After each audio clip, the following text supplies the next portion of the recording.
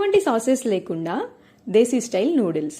Street style taste కాకపోయినా ఈ taste కూడా చాలా బాగుంటుంది, డిఫరెంట్గా కూడా ఉంటుంది. ఒకసారి తప్పకుండా ట్రై చేయండి. చూపిస్తున్నట్లుగా మరుగుతున్న నీటిలో విడిగా తీసుకున్న నూడిల్స్ని వేసుకుని కొంచెం నూనె కూడా వేసుకుని ఇలా ఈజీగా తుంపేలాగా బాయిల్ చేసుకుని స్ట్రైనర్లోకి తీసుకుని ఆ తర్వాత దానిపైన కొంచెం చన్నీళ్ళు కూడా వేసుకోండి, విడివిడిగా పొడి పొడిగా వస్తాయి.